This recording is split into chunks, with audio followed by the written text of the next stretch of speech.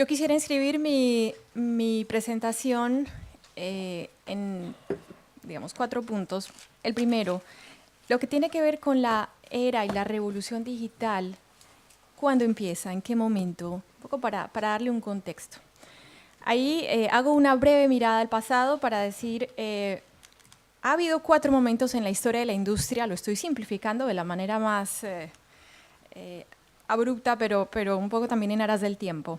El primer momento en que hubo una revolución industrial es el que protagonizan el agua y el vapor, ¿cierto? Para la producción, inicialmente de textiles en Inglaterra. Viene una segunda etapa, protagonizada por la energía y la producción en masa. Viene una tercera revolución que está protagonizada por la electricidad y la automatización de la producción. Y se supone que estamos entrando en la cuarta revolución. Hay algunas discusiones fuertes al respecto porque hay quienes dicen realmente todavía estamos en la tercera, no hemos salido de la tercera. Hay quienes dicen no, la cuarta se construye con base en la tercera, pero es cuarta porque todo el cambio y las transformaciones que está generando son absolutamente radicales y van a cambiar nuestra manera de concebir el territorio, de concebir la economía, la manera de trabajar, por tanto, la manera de comunicarnos, hasta de divertirnos. Finalmente va a impactar toda nuestra manera de vivir. Entonces, podemos decir que la revolución digital es, si la inscribimos dentro de una cuarta revolución industrial, es aquella que está también transformando los sistemas de gobierno, los sistemas de producción, y con esto no estoy exagerando, aparentemente suena, pero es así. Y con esto quiero llamar la atención de que muchos de los cambios y transformaciones más recientes los estamos involucrando en nuestra vida cotidiana, pero ¿qué tan conscientes somos de lo que esto está implicando a futuro? No es sino ver las generaciones jóvenes que tienen una mayor facilidad para el uso de las nuevas tecnologías y ver cómo están cambiando la manera de relacionarse y la manera de trabajar y de entrar en contacto con el mundo. Así que el concepto que está detrás de la era digital y de la revolución digital es el concepto de disrupción. Estamos frente a tecnologías disruptivas. Y tecnologías disruptivas, esto lo vienen trabajando desde hace fines de los años 90, algunos autores inclusive, digamos, muy visionarios en términos de ver qué es lo que esto significa. Y son tecnologías disruptivas porque cuando hablamos de inteligencia artificial, hablamos de robótica, o nos referimos a lo que es blockchain o Bitcoin. No sé si estoy hablando ya en chino. Quiero decir con esto que estamos frente a un nuevo lenguaje, pero también una nueva realidad. La domótica, por ejemplo, ¿cómo podemos hacer que todo el ambiente de nuestra casa o de nuestra oficina ya esté manipulado simplemente por aparatos electrónicos, el Internet de las cosas y toda esta comunicación entre los electrodomésticos? Y cómo todo esto impacta los distintos sistemas políticos y económicos. Con esto quiero decir que ahora hay, de hecho, unas sinergias. Entonces se habla de fintech, el vínculo entre finanzas y tecnología. Agtech, el vínculo entre productos agronómicos o la producción agrícola y la tecnología. Y así, hay cantidad de la ciberguerra, ¿no? También. Y cómo el solo hecho de que nosotros a cada instante que entramos a nuestros aparatos electrónicos, celular, iPad, computador, estamos generando lo que se llama miga de pan. Estamos dejando el rastreo. Si se hace un seguimiento de lo que hacemos, se sabe cuáles son nuestros intereses, nuestros gustos, quiénes son nuestros vínculos más cercanos, es decir, está toda nuestra vida ya aquí registrada en estos aparatos. Con esto quiero hablar de las implicaciones, muy brevemente, de hecho solo me voy a enfocar en 4 implicaciones de la cuarta revolución industrial, que se supone ya estamos viviendo, y no es sino que hagamos seguimiento a los discursos, por ejemplo, de algunos altos dirigentes, estoy hablando de hecho del presidente Xi Jinping, y pongan atención a los discursos más recientes donde está hablando todo el tiempo ahora de cuarta revolución industrial y del papel de China en la cuarta revolución industrial. En un momento voy para allá. Entonces, entre las implicaciones de la cuarta revolución industrial, la primera, definitivamente la deslocalización de las inversiones, yendo también un poco en congruencia con lo que decía Javier hace un momento, la deslocalización de las inversiones. ¿Dónde están las inversiones ahora? ¿Cómo se pueden controlar? ¿Cómo se pueden regular? Todos estos temas están atravesados por un cuestionamiento de fondo para el derecho, para la economía, para la política. Lo cierto es que hay un impacto enorme en las economías nacionales entre comillas, porque ahora ¿de dónde son? Es muy importante aquí tener en cuenta el papel de las ciudades como actores internacionales que están agenciando, de hecho que son los escenarios de la cuarta revolución industrial. Y obviamente esto impacta la soberanía de los estados. ¿Hasta qué punto los estados se ven amenazados por escenarios, las ciudades, donde hay de hecho una agenda o unas agendas de política autónomas independientemente de las políticas centrales de los estados? Por el otro lado, también lo que es como otra gran implicación de la cuarta revolución industrial, el talento más que el capital es un factor fundamental para la producción y para el futuro del empleo. ¿Qué quiero decir con eso? Si nosotros vemos las cifras más recientes, los datos más recientes, por ejemplo, en la revista Forbes de julio de 2017 se dice que para el año 2025, 140 millones de trabajadores habrán perdido sus trabajos, en razón de que esos trabajos ya pueden ser reemplazados fácilmente por máquinas, por robots, por inteligencia artificial. Profesiones numerosísimas, ¿cierto? Como están los corredores de bolsa, los agentes de viajes, los periodistas, las secretarias, los conductores o los choferes de buses, de camiones, en fin. Y la lista es enorme.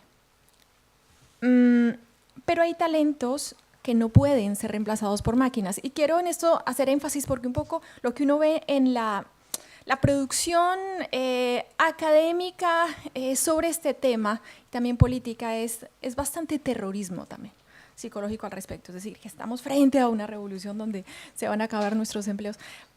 Sí y no. Sí, en términos de que claro que hay una transformación, pero también esto llama la atención sobre la necesidad fundamental de afianzar, de fortalecer o de cambiar nuestra manera como estamos desarrollando nuestros oficios, nuestras profesiones.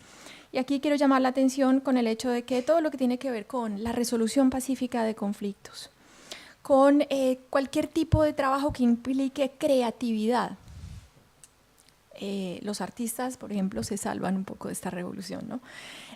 La pedagogía, hay quienes dicen, no, se acaban los profesores. La pedagogía entendida como aquella que es ejercida por el maestro o los maestros, no los docentes, que es diferente.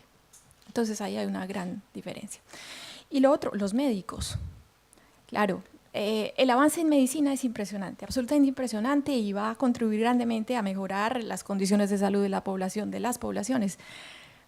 Pero también diagnosticar, tener toda una serie de, toda la historia médica del paciente fácilmente y poder corroborarla y compararla con historias de pacientes que tienen padecimientos similares va a ser mucho más fácil, o es ya mucho más fácil. Pero el verdadero médico es el que no quita simplemente el dolor, sino que elimina la causa del síntoma. Entonces, obviamente que son el tipo de profesiones que difícilmente van a desaparecer, todo lo contrario. Otra implicación de la cuarta revolución industrial tiene que ver con el hecho de que el uso cobra más valor que la propiedad. Y ojo con esto, porque lo que quiero decir es algo que de hecho ya se está viviendo con nuevas empresas como Uber, como Facebook, como Airbnb, y es el hecho de que Uber, podemos decir que es la empresa de taxis más grande del mundo, pero no tiene ni uno. Es decir, lo importante es el uso, no la propiedad de los vehículos. Facebook, propietario del medio de comunicación más popular del mundo, pero no crea contenidos.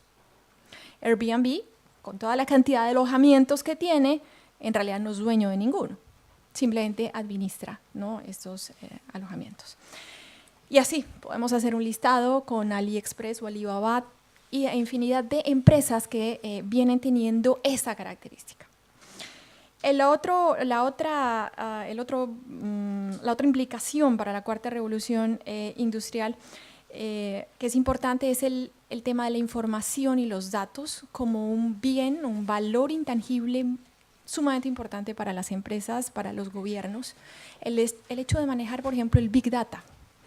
Cómo eso facilita para los gobiernos una cantidad de… Bueno, de hecho, nuestro gobierno colombiano, como otros en la región, ha padecido históricamente de la falta de información de todo tipo. ¿Cuántas escuelas tenemos? ¿Cuántos profesores tenemos? ¿Cuántos estudiantes tenemos? Eso en materia de educación es dramático porque ni siquiera sabemos qué tenemos. El hecho de que tengamos el acceso a Big Data nos facilita el que sepamos con qué contamos.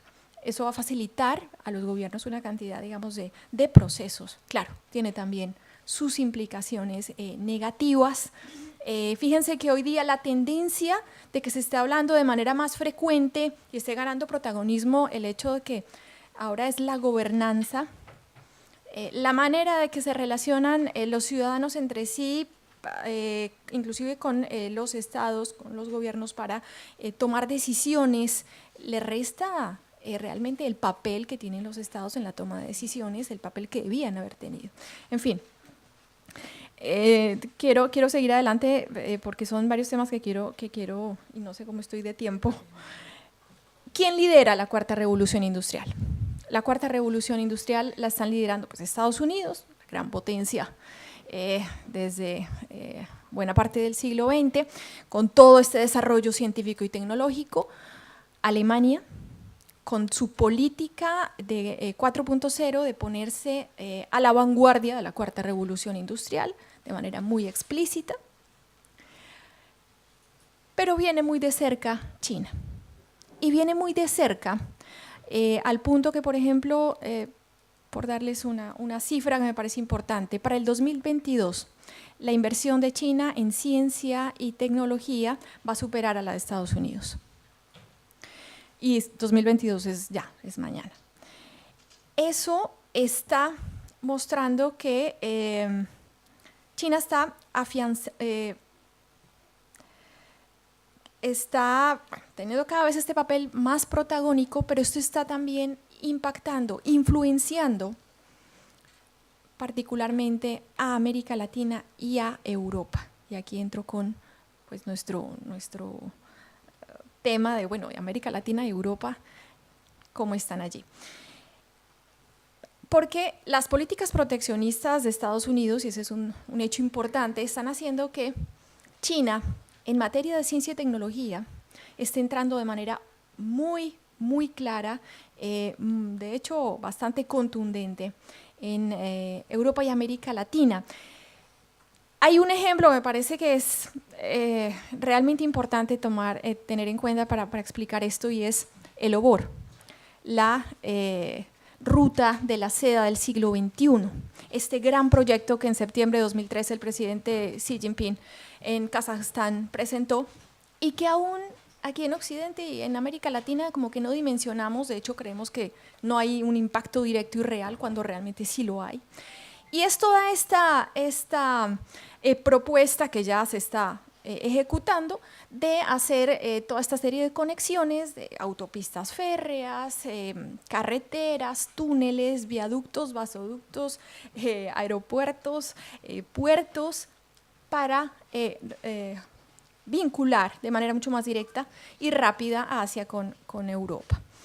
Esto impacta a todo el mundo, eso está cambiando absolutamente toda nuestra manera de entender hasta la geografía, es decir, todo va a ser mucho más fácil en términos de distancias, el transporte, la economía, en fin.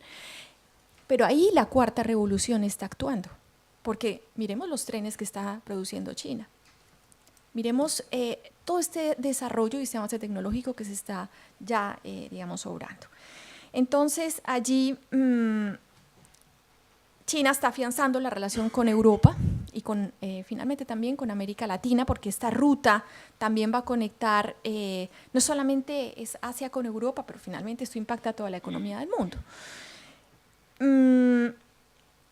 Y ahí es importante decirlo, China viene teniendo un papel, bueno, muy cuestionado en muchos países, entonces si es rival o es socia ¿O es un actor neocolonial? ¿Qué es China?